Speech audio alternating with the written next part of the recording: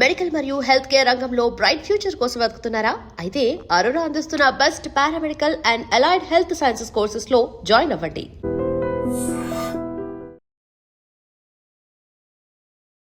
Hi, welcome to iDream. Ramayanam భారతీయుల ఇతిహాసం. ఎన్నిసార్లు చూసినా ఎన్నిసార్లు విన్నా తనివి తీరని ఒక అద్భుత కావ్యం. అయితే ఇప్పుడు ఇండియన్ సినిమా మొత్తం కూడా ఈ రామాయణం చుట్టూ తిరుగుతుంది. ఇండియాస్ బిగ్గెస్ట్ ప్రాజెక్ట్స్ అని చెప్పే రామాయణ కానీ ఇటు వారణాసి కానీ ఈ రెండు సినిమాలు కూడా రామాయణం బ్యాక్డ్రాప్లోనే తెరకెక్కుతున్నాయి. ఒక్కసారిగా ఇప్పుడు ఇండియన్ సినిమా అంతా రామాయణం చుట్టూ ఎందుకు తిరుగుతుంది? సో ఈ సినిమాల బడ్జెట్ చూసుకున్నా సరే 4,000 కోట్ల రూపాయల బడ్జెట్, రామాయణ బడ్జెట్. సో ఇప్పటిదాకా ఎవరు ఊహించడానికి కూడా సాహసించినటువంటి నెంబర్స్ అవి. ఎందుకు రామాయణం మీదే ఇంత ఫోకస్ చేస్తున్నారు? సో ఈ రెండు సినిమాలు ఎలా ఉండబోతున్నాయి, ఈ రెండు సినిమాల నెంబర్స్ ఏ రేంజ్లో ఉండబోతున్నాయి, ఇలాంటివన్నీ మనకి తెలియజేయడానికి దర్శక నిర్మాత భరద్వాజ్ గారు మనతో పాటు స్టూడియోలో ఉన్నారు. తమ్మిరెడ్డి భరద్వాజ్ గారు, వారిని అడిగి ఈ విశేషాలు తెలుసుకుందాం. హాయ్ సార్, నమస్తే సార్. యాక్చువల్గా ఇప్పుడు బాలీవుడ్లో చూసుకున్న రామాయణ కానీ ఇక్కడ మన సైడ్ చూసుకున్న వారణాసి కానీ రెండు సినిమాలు రామాయణం బ్యాక్డ్రాప్లోనే తెరకెక్కబోతున్నాయి. రెండు India's biggest projects. So Ramayanam మీద సడన్గా ఎందుకు ఇంత ఫోకస్ చేస్తుంది సినిమా ఇండస్ట్రీ? సడన్గా ఉంది. అసలు రామాయణం లేకుండా సినిమాలకు జరగవు. సినిమా ఇండస్ట్రీ పుట్టిన కాడి నుంచి ఏ భాషలో అయినా తెలుసో తెలియకో రామాయణం కథ లేకుండా సినిమాలు జరగవు, ఉండవు. ఇక్కడ ఏంటంటే ఇప్పుడు ఈ మధ్యకాలం అంతకుముందు 2 years బ్యాక్ అనుకుంటా ప్రభాస్ గారిని పెట్టి అవును ఆదిపురుష్ అని ఒక సినిమా తీశారు. రామాయణం అంతా ఆల్మోస్ట్ కదా రామాయణమే తీశారు వాళ్ళు. ఆల్మోస్ట్ మళ్ళీ కాదన్నారు కదా, రామాయణం కాదన్నారు. ముందు రామాయణం అన్నారు, తర్వాత కాదన్నారు. సో అందుకని ఆల్మోస్ట్ అన్నా. సో ఇప్పుడు మళ్ళీ దీన్ని చేస్తున్నారు. ఆయన అక్కడ నితీష్ తివారీ గారు చేస్తున్నారు. సో నితీష్ తివారీ చరిత్ర చూస్తే ఆయన ప్రీవియస్ దంగల్ చేసిన అద్భుతంగా చేశారు. కాబట్టి ఇది కూడా ఇంకా డీటెయిల్డ్గా ఏదో కొత్తగా చేస్తారు. అంటే రామాయణం కొత్తగా చేయటం ఏం లేదు. రామాయణం కానీ భారతంలో కానీ మనకి సినిమా 3 గంటలు 2 గంటల సినిమా. అది తీస్తే ఒక్కొక్క సినిమా తీస్తే ఒక వారం రోజులు కంటిన్యూస్గా చూసినా సరిపోదు. యాక్చువల్గా వెబ్ సిరీస్ లాగా చేయొచ్చు. 1 hour ఎపిసోడ్లు చేస్తే 15 గంటలు 16 గంటల ఎపిసోడ్లు వచ్చే అంత స్టోరీస్ ఉంటాయి. ఎందుకంటే కరెక్ట్గా తీస్తే చిన్న చిన్న సబ్ స్టోరీస్ ఉంటాయి. ప్రతి కథలోనూ ఇంకో ఉపకథ ఉంటుంది. కథలు కలిపితే అది ఒక సినిమాగా చేయటం చాలా కష్టం, చాలదు సినిమాకి. అందుకని మీకు ఎన్ని రామాయణాలు వచ్చినా ఉంటుంది. తమిళ్లో ఒక సినిమా వచ్చింది రామాయణం, సంపూర్ణ రామాయణం అని. ఎన్టీ రామారావు గారు, శివాజీ గణేశన్ గారు భరతుడు వేస్తాడు. ఓకే. అందులో భరతుడి క్యారెక్టరు అద్భుతంగా హైలైట్ చేస్తారు. 2 సీన్లే ఉంటాయి దాంట్లో. అంటే ఎక్కువ ఉంటాడు సినిమా అంతా, బట్ 2 సీన్లు ఆయన మొత్తం హైలైట్ చేసేస్తారు. ఓకే. వాళ్ళ అమ్మని చేయటం, అదంతా అన్నని ప్రేమించడం ఆ సీన్లో. సో అట్లా ఒక్కొక్క ఎపిసోడ్ తీసుకుంటే నీకు సినిమా అయిపోతుంది. మిగతా రామాయణంతో ఒకటే, అడవికి వెళ్ళాడు అన్నగారు, భరతుడు లేడు, భరతుడు వచ్చాడు, అది ఒక రామాయణం అన్నారు. బట్ భరతుడి క్యారెక్టరైజేషన్ మీద ఒక బ్యాక్ స్టోరీ ఉంటుంది కాబట్టి అది చూపిస్తే దాని మీద నీకు సినిమా వెళ్ళిపోయింది.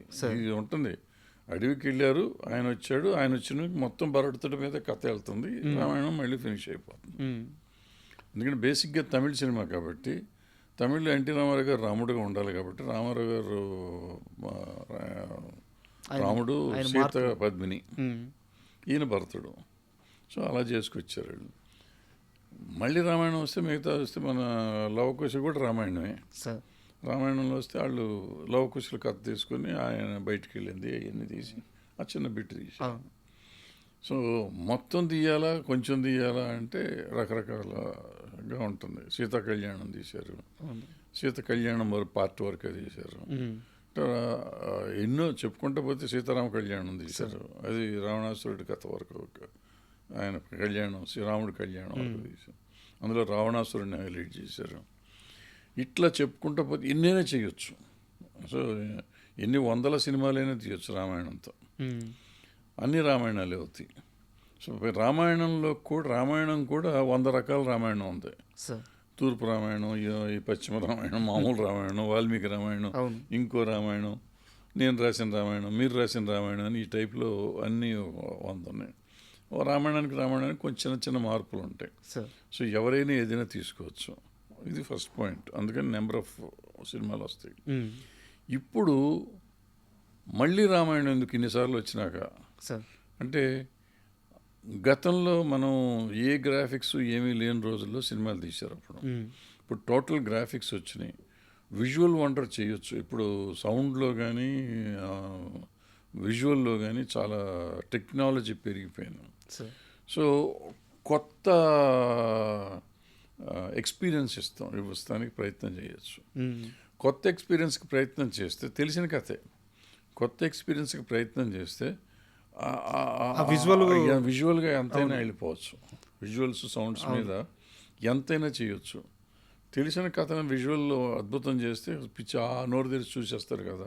మీరు ఎంత ఎగ్జాక్ట్గా చెప్పారంటే సార్, 2 days బ్యాక్ ఢిల్లీలో మన తెలుగు మీడియాని తీసుకెళ్ళి రామాయణ ట్రైలర్ చూపించారు. ఇంకా యూట్యూబ్లో రిలీజ్ అవ్వలేదు, మేము చూసాం, ట్రైలర్ చూసాము. మీరు చెప్పిందే అక్కడ ఉంది. అంటే రామాయణ కథ అందరికీ తెలుసు, బట్ టెక్నాలజీని వాడుకొని విజువల్ వండర్గా ఆ గ్రాండియర్తో ఎలా చూపిస్తున్నారు అనేది ఆ 3D వర్షన్లో చూస్తుంటే షార్ట్స్ అదిరిపోయినాయి సార్. అసలు ఆ రామాయణాన్ని అందుకు చూడాలి కదా అనిపించింది. అందుకే వాళ్ళు నాకు తెలిసి బడ్జెట్ విషయంలో కూడా సార్ 4,000 కోట్ల రూపాయల బడ్జెట్ అది. ఇది రిస్కే కదా యాక్చువల్గా. రిస్క్ ఏమంటుంది, ఇప్పుడు రామాయణానికి యూనివర్సల్ అప్పీల్ ఉంది. మీకు తెలుసో తెలీదో, యానిమేషన్ రామాయణం అటు జపాన్లో అక్కడ తీసి యూరోప్లో చేసి అన్ని పెద్ద సెన్సేషనల్ హిట్లు ఇవన్నీ సార్ యానిమేషన్లో. అక్కడ వాళ్ళు డ్రామాలు కూడా చేస్తూ ఉంటారు అక్కడ. సో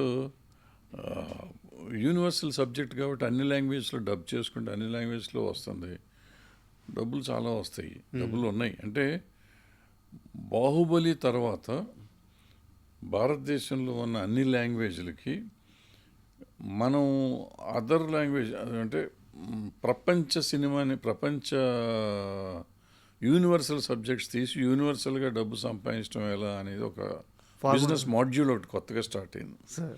ఆ మాడ్యూల్లో ఇప్పుడు రామాయణం తీస్తున్నారు.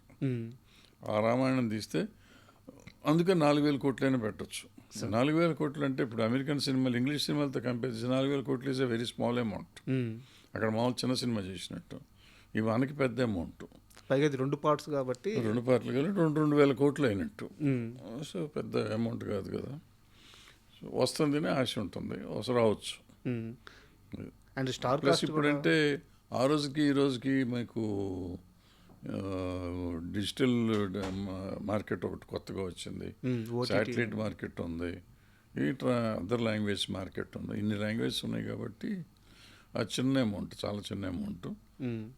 సినిమా నిజంగా బాగుంటే ఎంతైనా చేస్తుంది. 10,000 కోట్లు చేసినా మీరు ఆశ్చర్యపోకర్లేదు. బా.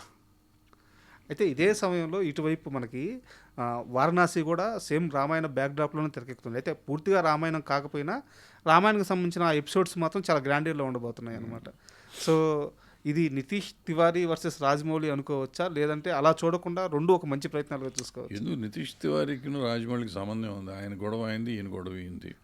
సో రాజమౌళి గారు ఎప్పుడు ఆయన గ్రాండ్గా తీస్తానికి ఆయన ప్రయత్నం చేస్తూ ఉంటారు. ప్లస్ ఈ సోషల్ సినిమాలో మధ్యలో ఒక ఎపిసోడ్ తీస్తున్నాడు ఆయన, ఓ రామాయణం ఎపిసోడ్ మధ్యలో ఒక ఎపిసోడ్ తీస్తున్నారు. సో ఈ ఐమాక్స్ ఫార్మాట్లో మనకి ప్రజెంట్ చేయబోతున్నారు ఆయన. ఐమాక్స్ ఫార్మాట్ అంటే ఆటోమేటిక్గా నీకు పెద్దగా ప్రమాణంగా ఉంటుంది కాబట్టి, సో విజువల్ ఎక్స్పీరియన్స్ ఇది కూడా బాగుంటుంది కాబట్టి చూడాలి. వారణాసి కమర్షియల్ నెంబర్స్ మీద మీ ఎక్స్పెక్టేషన్స్ ఎలా ఉన్నాయి సార్? సార్ అసలు నెంబర్స్ వస్తాయి అని భారతదేశానికి ఇండియాలో చెప్పింది రాజమౌళి. సార్ ఇప్పుడు మళ్ళీ కొత్త ఎక్స్పెరిమెంట్ చేస్తున్నాడు.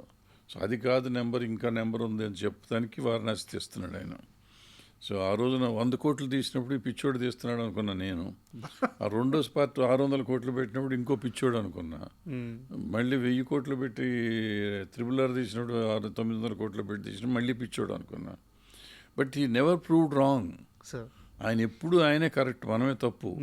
అంటే మనకి ఇంత డబ్బులే ఎక్కడి నుంచి వస్తాయి అనుకోండి, వస్తాయి, మీరు నమ్మండి, సినిమాని నమ్మండి, మనం తీసే విధానాన్ని నమ్మండి అని ఆయన చెప్పాడు. చెప్పి ఆయన ప్రూవ్ చేసుకున్నాడు.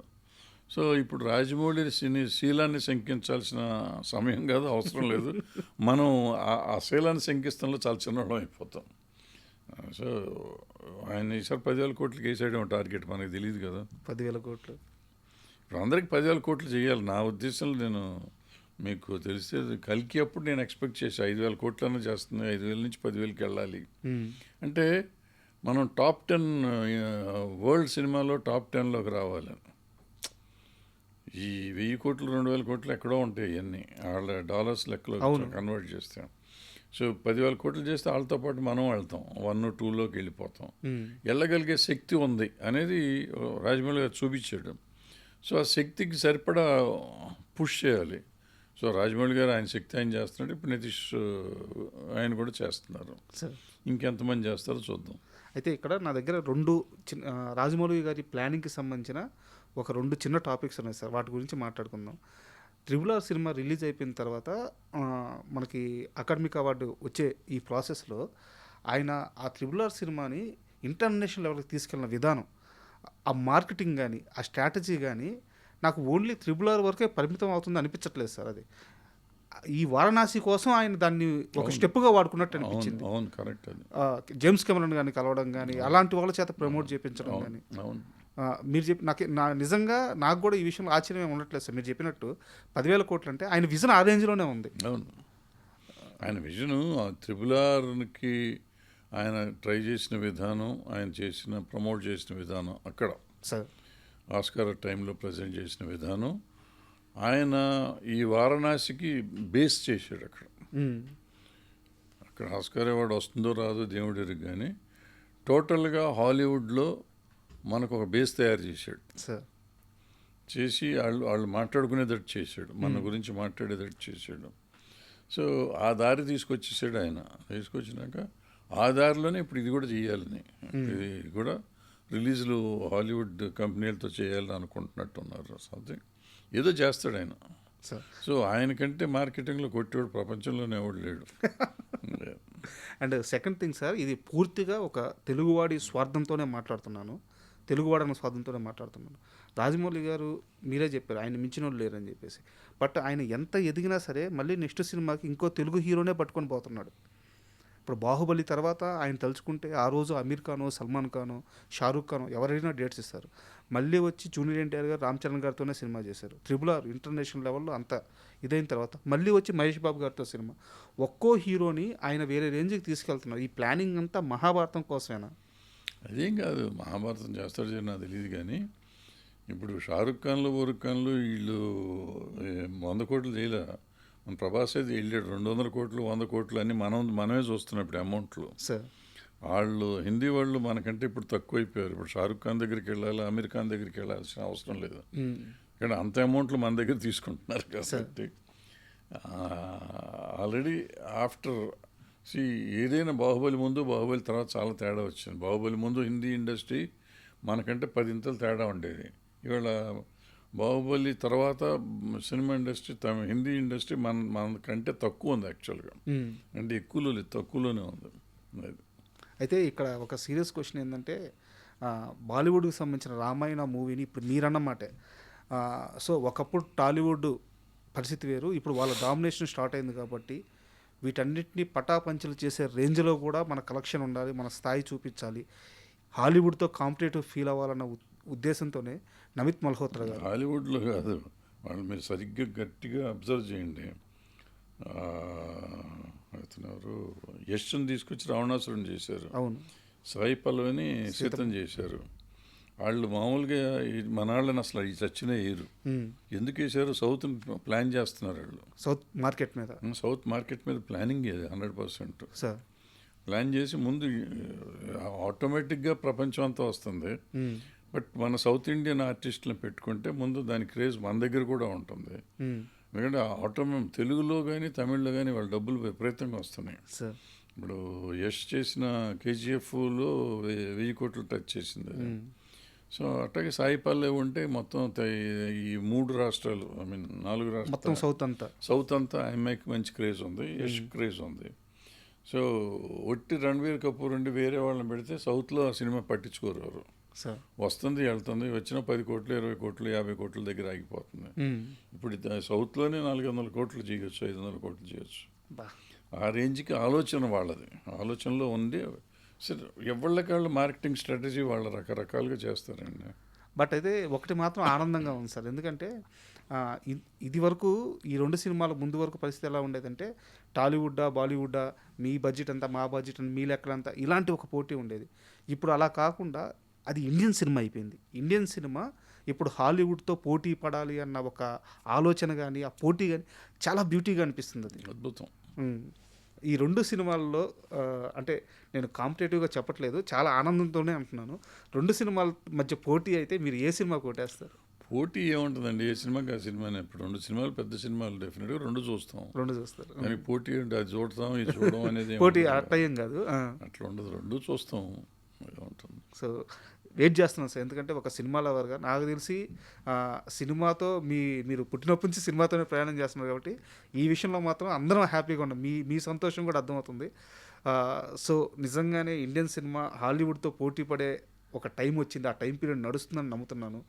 రామాయణ కానీ వారణాసి కానీ బిగ్గెస్ట్ నెంబర్స్ అచీవ్ చేయాలని కోరుకున్నాను. Thank you very much. And for more videos, Please subscribe to iDream channel. Subscribe to iDream Media. Please subscribe to iDream. Please subscribe to iDream. Please subscribe iDream. And please subscribe to iDream. For more videos, subscribe to iDream. please like, share, and subscribe to the channel. Congratulations, iDream. Subscribe to iDream. Subscribe to iDream. So, subscribe to iDream Media. iDream team అందరికి huge congratulations. Please subscribe iDream Media. Please subscribe to iDream. Subscribe iDream. Please subscribe to iDream. iDream అంటే నా కళల channel subscribe చేసుకున్న నోరు తిరుగుతలేదు, మీరైతే గంట గుర్తు కొట్టండి. For more such videos, please subscribe to iDream.